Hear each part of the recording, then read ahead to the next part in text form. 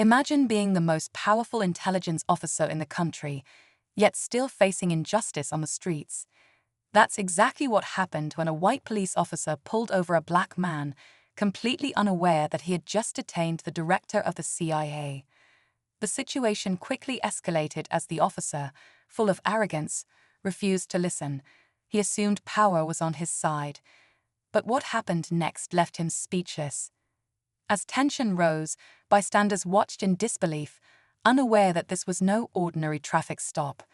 The officer thought he was in control, but Karma had other plans. When the truth finally came out, the tables turned in the most unexpected way. Justice has a way of catching up, and in this case, it struck back hard. Stay tuned, because this story is about to take a shocking twist, one that no one saw coming. The officer stood firm, his hand resting near his holster as he demanded identification. The man, calm but clearly unimpressed, reached into his pocket and pulled out his credentials. The badge gleamed under the streetlights. Central Intelligence Agency Director. The officer's face twisted in confusion, but instead of backing down, he doubled down. He questioned the authenticity, acting as if he had caught someone in a lie. People nearby started whispering, sensing that something wasn't right. How could a trained officer fail to recognize the country's top intelligence leader? The director remained composed, watching the situation unfold with a quiet intensity. He had faced threats before, but this was different. This wasn't a foreign enemy. This was home. Every second that passed made the tension thicker. The officer's radio crackled, and another unit was on its way. But he had no idea that what was coming next would change everything. The officer's grip tightened as he stared at the badge, his mind racing. He had made plenty of stops before, but something about this moment felt off. His instincts told him to assert control, but a small voice in the back of his mind warned him he might be making a mistake. Yet, instead of listening, he pushed forward. "Step out of the vehicle," he ordered, his tone firm. The director didn't flinch. He had spent years handling high-stakes negotiations, dealing with world leaders, and navigating dangerous intelligence missions. But right now, he was experiencing something far too familiar, being judged not by his position, but by his appearance. A second patrol car pulled up, and another officer stepped out. He took one look at the situation, then at the director's badge, and his expression shifted. The first officer, still oblivious to the storm he had just stepped into, continued pressing forward, but time was running out. The second officer glanced between his colleague and the man standing before them. His eyes lingered on the CIA badge, recognition dawning across his face. But before he could speak, the first officer took another step forward. "I don't care who you say you are," he barked. "Turn around and place your hands where I can see them." A hush fell over the scene. The director let out a slow breath, his patience wearing thin. He had cooperated, remained calm, and given every opportunity for this officer to realize his mistake. Yet here he was, still being treated like a suspect. Inside the patrol car, the radio crackled again, but this time, the voice on the other end carried a different weight.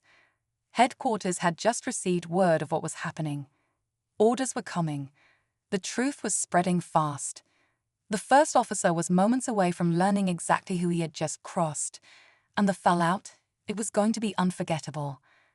Just as the first officer reached for his cuffs, a black SUV with tinted windows pulled up fast, stopping inches from the curb. The doors swung open, and out stepped two men in dark suits, their presence commanding immediate attention. The officer hesitated, his grip on controls slipping. One of the agents pulled out his ID. "Stand down," he said, his voice sharp but controlled. "You have no idea what you're doing." The officer blinked, still unwilling to back off. He refused to comply, he argued, but his voice lacked the same confidence as before. The director finally spoke, his tone measured yet firm. "I gave you every chance to handle this differently." He wasn't angry. He didn't need to be. The weight of the moment spoke for itself. Then, another voice crackled through the radio, this time from the police chief himself. Release him immediately. The officer's face went pale, but this was only the beginning of the consequences he was about to face. The officer's hands trembled slightly as he stepped back, the weight of his mistake crashing down on him. The men in suits moved in, standing protectively near the CIA director, their expressions unreadable. The second officer, who had remained quiet, finally spoke. "Sir, I think you should listen to that order." His voice was calm, but there was no mistaking the warning in his eyes. Slowly, the first officer unclipped his cuffs, letting them fall back onto his belt. "I was just doing my job," he muttered, but the words felt hollow. The director met his gaze, studying him. Then, with quiet authority, he said, "Your job is to serve and protect, but tonight you let power cloud your judgment." Before the officer could respond, his radio buzzed again. This time, a direct order to report to the precinct immediately. His career wasn't over, but this mistake would follow him for a long time. As the black SUV pulled away, the officer stood frozen, realizing karma had just struck, and hard. As the SUV disappeared into the night, the first officer remained standing by his patrol car, his mind racing. What had started as just another routine stop had turned into a career-defining moment, one he could never take back. The weight of what had just happened settled in, and for the first time, he truly understood the consequences of his actions. At the precinct, his superiors were already waiting. There would be questions, investigations, and most of all, lessons to be learned. This wasn't just about one mistake, it was about something much bigger. Meanwhile, the CIA director sat quietly in the back of the SUV, gazing out the window. He had faced danger all over the world, but this moment had hit differently. As the city lights blurred past, he hoped that maybe, just maybe, this would be a wake-up call, not just for one officer, but for a system that still had a long way to go.